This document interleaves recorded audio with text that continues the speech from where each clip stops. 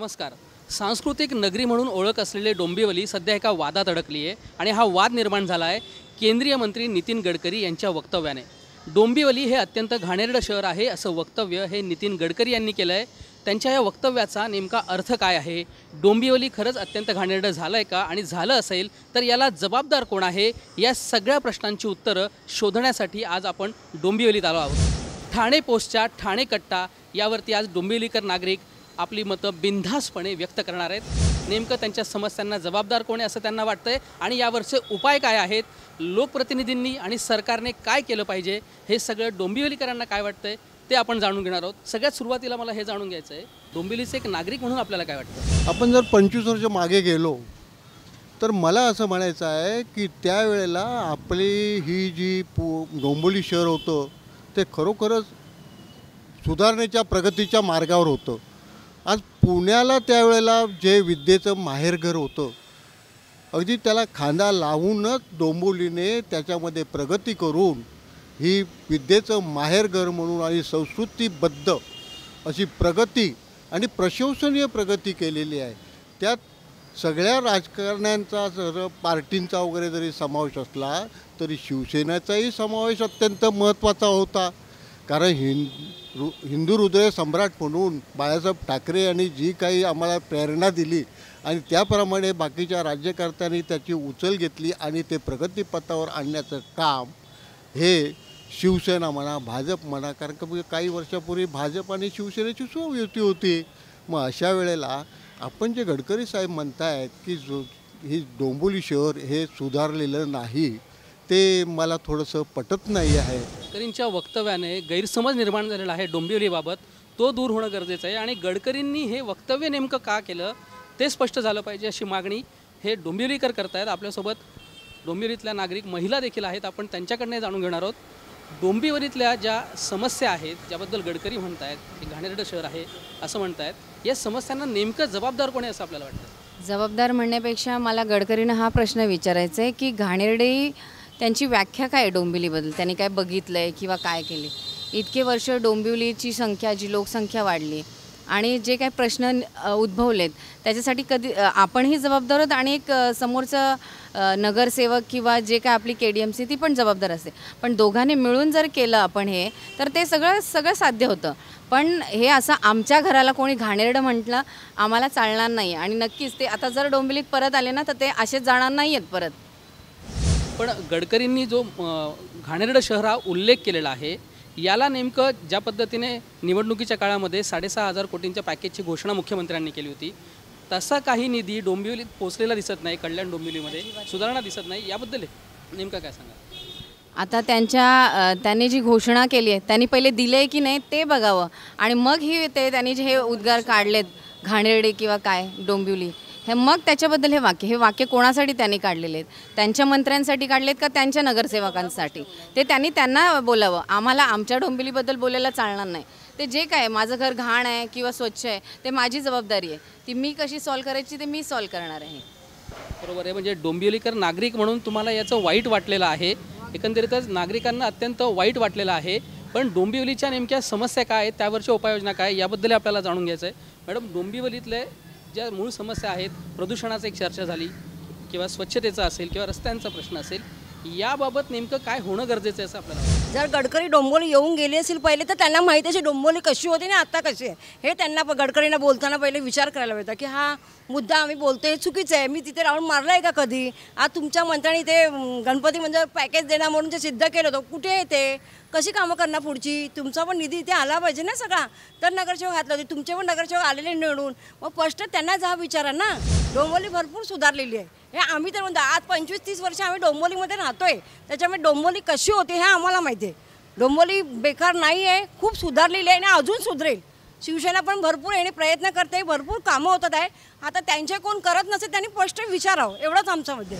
एकट्या डोंबिवलीमध्ये जवळपास 40च्या वर भाजपचे नगरसेवक आहेत. अशा वेळी एखाद्या भाजपच्या ज्येष्ठ मंत्र्याने वक्तव्य करणं याचा अर्थ काय समजायचा? डोंबिवली घाणेरडी आहे हे अत्यंत चुकीचं आहे. कारण डोंबिवलीचा जो वाढीचा म्हणजे झपाट्याने जी वाढ होते डोंबिवलीची, कारण मुंबई शहराच्या जवळ असल्यामुळे आणि एक सांस्कृतिक नगरी असल्यामुळे डोंबिवलीची लोकसंख्या ज्या झपाट्याने वाढत गेली त्या प्रमाणात विकास कामं होण्यासाठी जो निधी आवश्यक आहे तो या महापालिकेजवळ उपलब्ध आहे का याची अगदी पडताळणी करायला पाहिजे, आणि तो जर नसेल तर त्याला राज्य शासनाने मदत करायला पाहिजे. एक प्रश्न असा या निमित्ताने निर्माण होतो की स्वच्छतेच्या बाबतीत नागरिकांवरती सगळी जबाबदारी ढकलली की राज्यकर्त्यांचं झालं, असा काही ट्रेंड आता होताना दिसतोय का? होतो आहे. कारण काय, राज्यकर्ते एकमेकांच्यात समन्वय नाही आहे. राज्यकर्ते सत्ताधारी आहेत आणि पालिका अधिकारी यांच्यात एकवाक्यता नाही आहे. त्याचा परिणाम नागरिकांना भोगावा लागतो आहे. आणि एखादा निर्णय एका सभागृहाने घेतला त्याची अंमलबजावणी प्रशासनाने करायची असते, पण प्रशासन जाणून दुर्लक्ष करतं. त्यांचं असं म्हणणं आहे की आमच्याकडे निधी नाही, आम्ही काय करू. सभागृहात ठरावून काही उपयोग नसतो, त्याच्यासाठी निधी आवश्यक असतो. तर सत्ताधाऱ्याने कुठलाही ठराव करताना निधी उपलब्ध आहे का नाही ह्याचा हे करून नंतर ते ठराव करावा. 2 दिवसापूर्वी इस्टेट व्यवसायातील व्यवहार खाली कोसळलेत, काही व्यवहार रद्द झालेत. कारण डोंबिवली हे घाणेरडं प्रसिद्ध झाल्यापासून अख्ख्या जनतेला माहिती झालं आहे. त्यामुळे डोंबिवलीत राहायला यायचं का पुढे असे काही लोकांचा प्रश्न पडला आहे. जो मुद्दा आहे तोच पुन्हा निधी येत नाही सरकारकडनं, जो महापालिकेला आला पाहिजे असा आक्षेप घेतला जातोय. आपल्या याबद्दल काय? म्हणजे निवडणुकीच्या आधी तुम्ही घोषणा केली होती की केंद्रात नरेंद्र, महाराष्ट्रात देवेंद्र आणि डोंबिवलीमध्ये रवींद्र. बरं, हे सगळे द्र आल्यानंतर इथे काय आहे? सुखसोयी काही नाही आहेत, कचऱ्याची समस्या तशीच आहे, प्रदूषणाची फक्त आपण सांस्कृतिक नगरी म्हणून एवढी एकच ओळख फक्त आपण ठेवण्यात मध्ये हे झालेलो आहे, यशस्वी झालेलो आहे. बाकी सर्व म्हणजे हे जरी म्हणत असतील, मलाही वाईट वाटतं की माझ्या शहराला ते घाणेरडं म्हणलेत, परंतु ती वस्तुस्थिती आहे. माझं शहर खरंच आहे घाणेरडं. काही लोक समाजसेवक आहेत, ते कामं करतात आहेत, स्वच्छतेसाठी कामं करतात आहेत, प्रदूषणासाठी, जसे राजू नलावडे सर आहेत, प्रदूषण कमी व्हावं म्हणून कामं करतात. अपर्णा कवी मॅडम आहेत, त्या कचरा संदर्भात ते कामं करतात. म्हणजे यांच्यामुळे कुठेतरी त्याला आळा बसण्याचं आहे. परंतु राज्यातले नेते म्हणा किंवा इथले KDMCमधले, तुमच्या KDMCमध्ये 15-20 वर्ष झाली तुमची सत्ता आहे. BJPचे नगरसेवक आता भरपूर संख्येने निवडून आलेले आहेत, ते काय करतात? ते काहीच करत नाही आहेत. म्हणजे याच्यामध्ये नितीन गडकरींनी जे वक्तव्य केलेलं आहे ती वस्तुस्थिती तर आहेच आहे, आणि परंतु त्यांनी त्यांच्याच पदाधिकाऱ्यावर ते निष्क्रिय आहेत हा त्यांनी त्या दावा केलेला आहे असं मला वाटतं. म्हणजे त्यांचेच लोकप्रतिनिधी निवडून आलेले आहेत, ते निष्क्रिय आहेत असा एक अर्थ याचा होऊ शकतो. पण हा जो मुद्दा मांडलेला आहे की ज्या पद्धतीने लोकप्रतिनिधींनी यात पुढाकार घेतला पाहिजे तो घेताना दिसत नाही आहे का? तो दिसतच नाही आहे. कारण ही परिस्थिती आहे. गेली 45 वर्ष मी डोंबिवलीत राहतो. गडकरी राजकारणी आहे, ते राजकारणाच्या हेतून बोलले असतील, पण ते बोलले ते खरे बोलले. त्याबद्दल त्यांचं अभिनंदन करायला पाहिजे. आपण थोडंसं आत्मपरीक्षण करण्याची गरज आहे. मी तुम्हाला सांगतो, डोंबिवली दिवसेदिवस इतकी वाईट आणि बकाल होते, कोणत्याही रस्त्यावर 2 मिनटं डोळे मिटून चालता येणं शक्य नाही. मी तुम्हाला सांगतो किती वेळा पडलो झालं. आत्ता स्टेशनपासून आलो, शेवटी आता 45 वर्षानंतर सुदैवाने किंवा माझा एक ठाण्यात फ्लॅट होता, आता मी ठाण्यावरून आलेलो आहे. केवळ या डोंबिवलीतले रस्ते इतके, तुम्हाला सांगतो इतकं वाईट वाटतं मला. ते विल्यम विल्बरफोर्सने 1864 साली इंग्लंडमध्ये गुलामगिरी असताना जे उद्गार काढले होते ते अजूनही आठवतात. त्याने सांगितलं होतं की रात्री अचानक झोपेतून जाग आल्यानंतरसुद्धा प्रयत्न करूनसुद्धा झोप लागत नाही. माझा हा प्रिय देश या वाईट चालीत, दुर्दम्य मानवतेला काळिमा फासणाऱ्या चालीत समाविष्ट असलेलं पाहून मी शरमेने मान खाली घालतो. खरंच डोंबिवलीतले रस्ते ऐकल्यानंतर पाहिल्यानंतर मी शरमेने मान खाली घालतो. बरं, याला जबाबदार कोण आहे? राजकारणी राजकारण करतात. कोणीतरी सांगितलं आता निधी कमी आहे. अरे काय फक्त डोंबिवलीतच कमी आहे? ठाण्यात बघा तुम्ही, गल्लीतले रस्तेसुद्धा इतके सुंदर झालेत. बदलापूरला जा, उल्हासनगरला जा, अंबरनाथला जा, सगळे 100% चांगले नसतील, पण त्या कंपॅरिझनमध्ये डोंबिवलीचे रस्ते इतके खराब आहेत. तुम्हाला सांगतो, एक रस्ता सरळ नाही आहे की ज्यांनी संपूर्ण निधी करून गेलं. मग थोडे अर्धे पेवर ब्लॉक केलेत, अर्धे केलेत. अरे याला काय रस्ते म्हणतात? याला जबाबदार आम्हीच आहोत. तुम्ही आम्ही सगळे नगर सेवकांवर दोष टाकून होणार नाही. आपण का नाही मोर्चा काढत? आपण का नाही यांच्यावर करतलं नगर लोक सेवकांकडून काम करून घेत? आपला पण दोष आहे. मी तुम्हाला खरं सांगतो, मी स्वतःसुद्धा यायला तयार आहे. मी 1-2 लोकांशी सुद्धा बोललो, पण कोणी येत नाही. जास्त सुशिक्षित लोक झाले की कृतीशून्य असतात, नुसते वाचाळपणे होतात, काम करत नाहीत. त्याचाच हा परिणाम आहे असं मला वाटतं. मॅडम, जे मत आत्ता मांडलं गेलेलं आहे की नागरिक म्हणून पुढाकार घेतला जात नाही आहे डोंबिवलीतल्या समस्या सोडवण्यावरती, त्याबद्दल आपल्याला काय वाटतं? नागरिकांचा पहिले म्हणजे जास्तीत जास्त पुढाकार असला पाहिजे, पण तो होत नाही आहे. आणि त्यामुळे हे लोक प्रशासनाचं फावलेलं आहे. आता ह्या कल्याण डोंबिवलीला जो अधिकारी आता लाभलेला आहे आयुक्त, अजिबात कामं करत नाही, अजिबात निधी पास होत नाही, काय नाही. आणि म्हणून आता रस्त्याची जी कामं किंवा कुठलीही ती रखडलेली आहे. हे मी KDMCला जाते म्हणून हे मला माहिती आहे, पण बाकीच्या पब्लिकला काय माहिती आहे का? नाही, ते जात नाही म्हणून त्यांना नाही माहिती आहे काय पडली त्यांना, असं आहे ना. मुळात पुढाकार घेत नाही आहेत असं नाही आहे, पुढाकार घेतले जात आहेत. मी स्वतः पुढाकार घेतला होता, कचऱ्यासंदर्भात मी पुढाकार घेतला होता. मला एका अपक्ष नगरसेवकांनी माझ्यावरती हल्ला केला, 6 ते 7 जणांनी हल्ला केला. कचऱ्यासंदर्भात तो विषय होता आणि मी तो सातत्याने राहून त्यावेळेला सोनावणे साहेब आयुक्त होते, त्यावेळापासून गेले 4 वर्षापासून मी तो विषय लावून धरला होता. आणि तो मी विषय लावून धरल्यामुळे आणि तो विषय पोस्ट टाकली, मी फेसबुकवरती पोस्ट टाकली की असं इथे कचरा निवडणुकीच्या अगोदर तुम्ही इथं साफसफाई केली, तिथे बॅनर लावला, तिथे सगळं झाकून टाकलं. निवडणूक झाल्यानंतर असं काय झालं की तुम्ही तिथं दुर्लक्ष केलं. तर दुर्लक्ष केलं आणि ती पोस्ट माझी त्यांना एवढी झोंबली का त्यांनी रात्री 11:30 वाजता माझ्यावरती हल्ला केला आणि मला जीवे मारण्याचा प्रयत्न केला. तर असं होता कामा नये. गडकरी साहेब बोलले त्यात खरोखर तथ्य आहे आणि गडकरी साहेबांच्या विषयाचं मी समर्थन करतो. कारण एकच म्हणणं तथ्य नाही, एक मिनिट तथ्य आहे ना, मग तथ्य आहे तर त्यांनी KDMC मध्ये जाऊन का नाही बघितलं, त्यांच्या नगरसेवकांना का नाही जाऊन विचारलं, त्यांच्या मंत्र्यांना जाऊन का नाही विचारलं की काय प्रॉब्लेम आहे काय नाही, त्यांनी नागरिकांवर का हल्ला केला, करा ना त्यांनी तिकडे. प्रश्न हा महत्त्वाचा आहे की गडकरींनी त्यांच्या नगरसेवकांना, त्यांच्या मंत्र्यांना का जाब विचारला नाही. आजवर डोंबिवलीचे आमदार हे भाजपचेच आहेत, इतर कुठल्याही पक्षाचे नाही आहेत. मग आजची जी परिस्थिती आहे त्याला जबाबदार कोण, हे त्यांनी पक्षांतर्गत चौकशी करून बोलायला पाहिजे होतं. त्यांनी नागरिकांवर केलेला हल्ला या ताईंनी बोलला हे चुकीचं आहे. आणि हे आमची डोंबिवली कशीही असली तरी ती आम्हाला प्रिय आहे, त्याला जबाबदार सगळेच आहेत. मग ते कोण आहेत हे गडकरी साहेबांनी शोधून काढायला पाहिजे. ह्यामध्ये जे गडकरी साहेब बोलले ते एकदम बरोबर आहे.